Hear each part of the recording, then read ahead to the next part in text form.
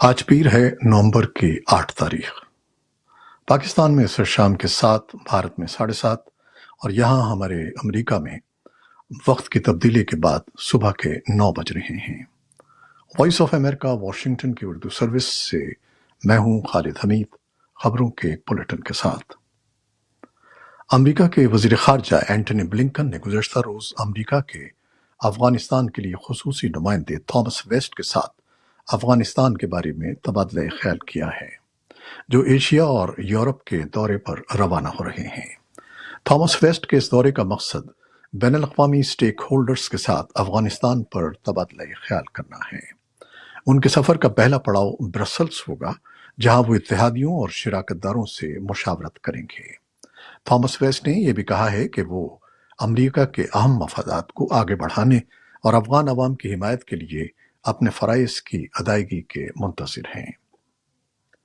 भारतीय मीडिया ने इत्तला दी है कि भारत अफगानिस्तान के बारे में इलाकाई मुल्कों की एक आला सतही मीटिंग बुध के रोज़ मुनाकिद कर रहा है।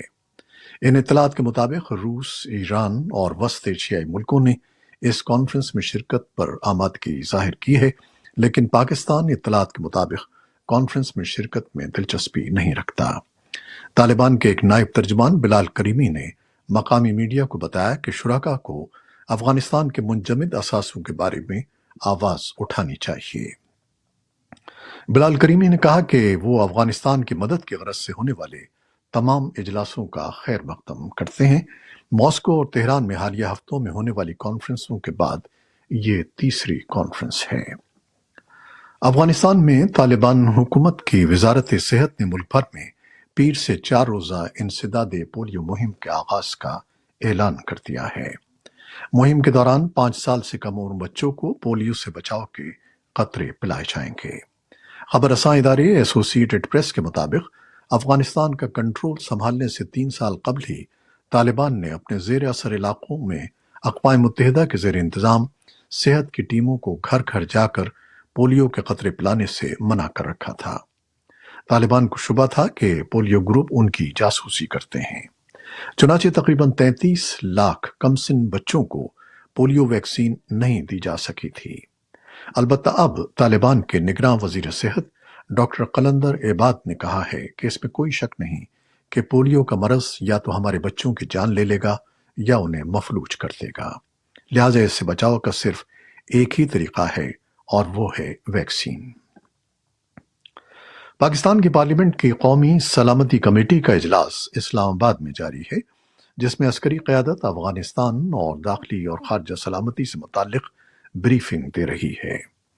स्पीकर कौमी असम्बली की जानिब से बुलाए गए इस इजलास में सियासी जमातों के पार्लिमानी रहनुमा शरीक हैं, जबकि army chief general Qamar Javed Bajwa, DG inter services intelligence और मुतल्लिका विफाकी सेक्रेटरीज कमेटी अरकान को ब्रीफिंग दे रहे हैं।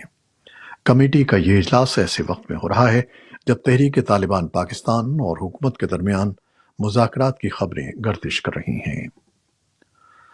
पाकिस्तान हुकूमत ने कलअदम करार दी जाने वाली मजहबी सियासी जमात तहरीक लब्बैक पाकिस्तान TLP को कलअदम जमातों की फहरिस्त से निकाल दिया है। ताहम जमात के अमीर साद हुसैन रिजवी अब तक हिरासत में हैं। पाकिस्तान की वजारत दाखिला ने रवां साल अप्रैल में TLP को कलअदम करार दे दिया था, लेकिन हालिया अरसे में हुकूमत से होने वाले एक मुआहदे के तहत उसके पुराने स्टेटस की बहाली का नोटिफिकेशन जारी कर दिया गया है। नोटिफिकेशन के बाद अब TLP के साथ लफ्ज कलअदम नहीं लिखा जाएगा और ये जमात मुल्क भर में अपनी मजहबी और सियासी सरगर्मियां जारी रख सकेगी। TLP का नाम कलअदम जमातों की फहरिस्त से निकाले जाने पर सोशल मीडिया पर हुकूमत तनकीद की सद में है। यूरोपीय यूनियन के पार्लिमानी वफ्द ने पाकिस्तान में इंसानी हकूक की बिगड़ती हुई सूरत हाल पर तशवीश का इजहार करते हुए मुतनब्बिह किया है कि अगर पाकिस्तान ने इंसानी हकूक से मुताल्लिक कन्वेंशंस पर अमल दरामद के लिए यूरोपीय यूनियन से किए गए वादों की पासदारी न की तो पाकिस्तान को मगरबी ममालिक की तरफ से हासिल होने वाली तिजारती रियायतों की सहूलत की तजदीद का इम्कान कम हो सकता है। हाल ही में यूरोपीय यूनियन की 4 रुकनी पार्लिमानी वफ्द ने पाकिस्तान का दौरा एक ऐसे वक्त में किया जब हुकूमत ने सख्तगीर मजहबी जमात تحریک لبیک پاکستان کے ساتھ اہم متنازع معاہدہ کیا ہے۔ وفد میں شامل ایک رکن لوئس گاریکانو نے پاکستان کے دورے سے واپسی کے بعد متعدد ٹویٹس میں کہا کہ یورپی یونین اپنے حصے کا کام کر چکی ہے، اب پاکستان کو بھی اپنی ذمہ داری ادا کرنی ہوگی۔ یورپی پارلیمان کے رکن گاریکانو نے پاکستان میں اقلیتی برادریوں کے تحفظ اور ان کو شہری حقوق سے متعلق بھی تحفظات کا اظہار کیا۔ پاکستان کی وزارت خارجہ نے یورپی یونین پارلیمان کے رکن کے بیان پر تاحال کسی رد عمل کا اظہار نہیں کیا ہے، تاہم قبل ازیں یورپی یونین کے وفد سے ملاقات کے بعد پاکستان کے وزیر خارجہ شاہ محمود قریشی ایک بیان میں کہہ چکے ہیں کہ پاکستان جی ایس پی پلس سے متعلق بین الاقوامی کنونشنز کے مؤثر نفاذ کے لیے پرعزم ہے۔ سینٹ کی خزانہ کمیٹی کو بتایا گیا ہے کہ انسداد بدعنوانی کے ادارے قومی احتساب بیورو کی جانب سے وصول کیے گئے 821 ارب روپے میں سے محض 6.5 ارب روپے قومی خزانے میں جمع کروائے گئے ہیں۔ نیب کی جانب سے بدعنوان عناصر سے وصول کردہ رقم کو قومی خزانے میں جمع نہ کروانے کے انکشاف کے بعد یہ معاملہ سیاسی اور قانونی حلقوں میں زیر بحث ہے۔ سینٹ کی قائمہ کمیٹی برائے خزانہ کے رکن مصدق ملک کہتے ہیں کہ ایک بہت بڑا ابہام پیدا ہو چکا ہے، جسے دور کرنے کے لیے آئندہ اجلاس میں آڈیٹر جنرل آف پاکستان اور نیب کے آڈیٹر کو بلوایا گیا ہے کہ 821 ارب میں سے باقی 815 ارب روپے کہاں ہیں۔ وہ کہتے ہیں کہ نیب کو یہ ابہام دور کرنا چاہیے، بصورت دیگر سینٹ کمیٹی اس معاملے کی تحقیقات کا حکم دے سکتی ہے۔ بھارت میں صحافیوں کی اعلیٰ تنظیم ایڈیٹرز گلڈ آف انڈیا نے تریپورہ پولیس کی جانب سے صحافیوں اور وکلاء کے خلاف انتہائی خطرناک قانون UAPA کے تحت کارروائی کی مذمت کی ہے۔ گلڈ نے مطالبہ کیا ہے کہ تریپورہ میں گزشتہ ماہ ہونے والے مبینہ مسلم مخالف تشدد کی رپورٹنگ کی وجہ سے صحافیوں اور سول سوسائٹی کو سزا دینے کے بجائے تشدد کے اسباب کی صاف شفاف جانچ پڑتال کی جائے۔ پریس کلب آف انڈیا کے صدر نے وائس آف امریکہ سے گفتگو کرتے ہوئے کہا کہ صحافیوں کے خلاف کارروائی کا مقصد جمہوری آواز کو دبانا اور تشدد پر قابو پانے میں پولیس اور حکومت کی ناکامی کو چھپانا ہے۔ انہوں نے صحافیوں کے خلاف درج کیس واپس لینے اور تشدد کی عدالتی جانچ کا مطالبہ کیا۔ بعض اپوزیشن پارٹیوں اور تریپورہ کے انسانی حقوق کے کارکنوں نے بھی پولیس کارروائی کو ناقابل قبول قرار دیا۔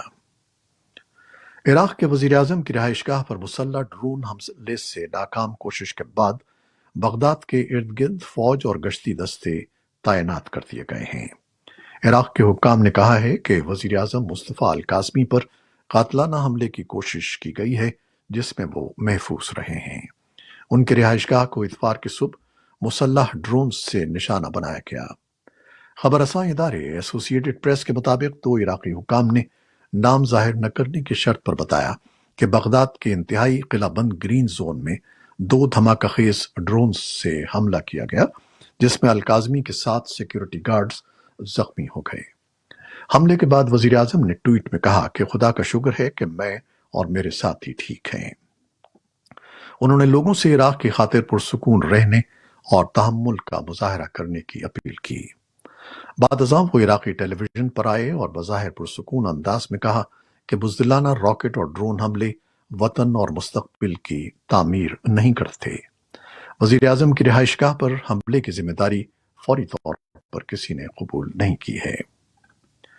امریکی محکمہ خارجہ کے ترجمان نیڈ پرائس نے عراقی وزیر اعظم مصطفیٰ الکاظمی پر قاتلانہ حملے کی کوشش کے بارے میں کہا ہے کہ بظاہر دہشت گردی کی یہ کارروائی عراقی ریاست کے مرکز میں کی گئی ہے، جس کی ہم پرزور مذمت کرتے ہیں۔ انہوں نے کہا کہ ہم عراق کی سالمیت اور آزادی کو برقرار رکھنے والی عراقی سیکیورٹی فورسز کے ساتھ قریبی رابطے میں ہیں اور اس حملے کی تحقیقات کے لیے ہم نے انہیں معاونت کی پیشکش کی ہے۔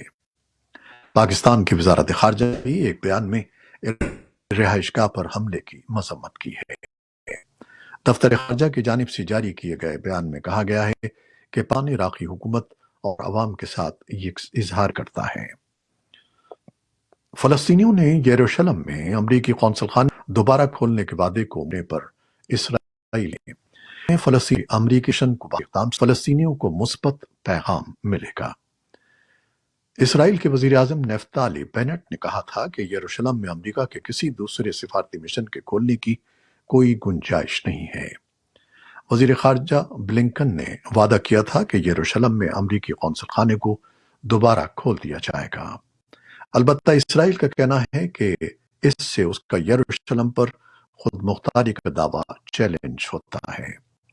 اس قونصل خانے کے دوبارہ کھلنے سے امریکہ اور فلسطینیوں کے درمیان وہ تعلقات دوبارہ بحال ہو جائیں گے جو سابق صدر کے دور میں شدید خراب ہو گئے تھے۔ فلسطینی وزارت خارجہ نے اپنے ایک بیان میں کہا ہے کہ اسرائیل نے ان فلسطینی علاقوں پر قبضہ جما رکھا ہے جو فلسطین کے مستقبل کی ریاست کا حصہ ہیں۔ بیان میں کہا گیا ہے کہ امریکی قونصل خانہ کھلنا اشروں سے جاری اسرائیلی قبضے کے خلاف بین الاقوامی برادری کے وعدوں کا حصہ ہے۔ ایک نیوز کانفرنس میں پوچھے گئے سوال کے جواب اسرائیلی وزیر اعظم بینٹ نے یروشلم کے بارے میں اسرائیلی موقف کو بھی کہا کہ یروشلم اور امن خانہ کوئی گنجائش نہیں ہے۔ انہوں نے کہا کہ یروشلم صرف ایک ملک کا دارالحکومت ہے اور وہ ملک اسرائیل ہے۔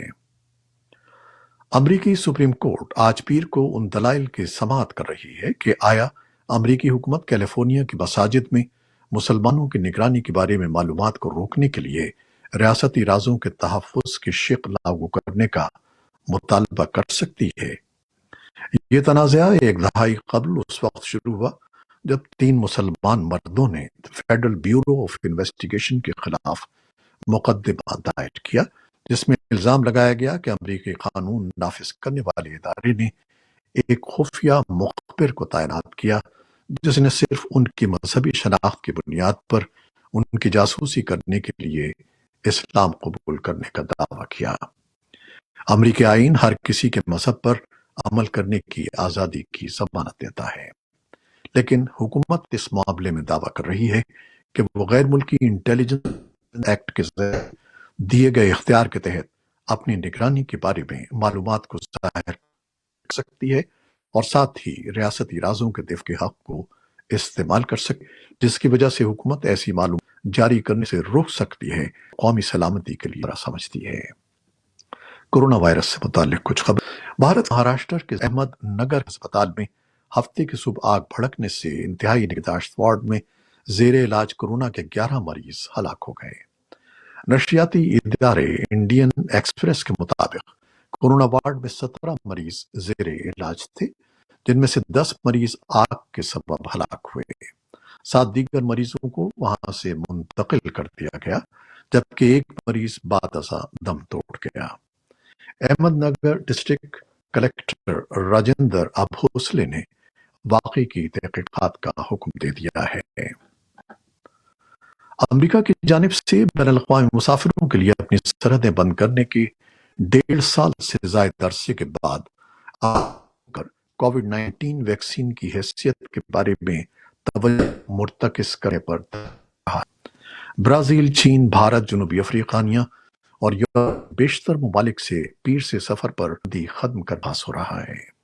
امریکہ صرفوں کو آنے کی دے گا، لیکن ان کے لیے استثناء کے ویکسین کی شرط ہے۔ ایک نئے بین الاقوامی جائزے سے ظاہر ہوا ہے کہ کورونا وائرس کے پھیلاؤ کے نتیجے میں دنیا بھر میں اوسط عمر میں کمی آئی ہے۔ آکسفورڈ یونیورسٹی کے صحت عامہ کے شعبے کے ماہرین کی ایک ٹیم نے پروفیسر نذر الاسلام کی قیادت میں امیر اور متوسط درجے سے زیادہ آمدنی رکھنے والے 37 ملکوں کی متوقع اوسط عمر میں ہونے والی تبدیلیوں کا جائزہ لیا ہے۔ اس جائزے کے لیے سن 2005 اور سن 2019 کے عرصے کو ایک معیار کے طور پر استعمال کرتے ہوئے اس کا موازنہ متوقع اوسط عمر میں ہونے والی تبدیلی سے کیا گیا ہے۔ یہ تھیں وہ خبریں جو فیس بک لائیو پر ہم نے آپ کے لیے پیش کی۔ ہماری ویب سائٹ، یوٹیوب اور پوڈ کاسٹ پر یہ بلیٹن آپ کے لیے پوسٹ ہے۔ ہمارے اس بلیٹن کو شیئر کرنے کا خالد حضرت چاہتا ہے۔ اللہ حافظ۔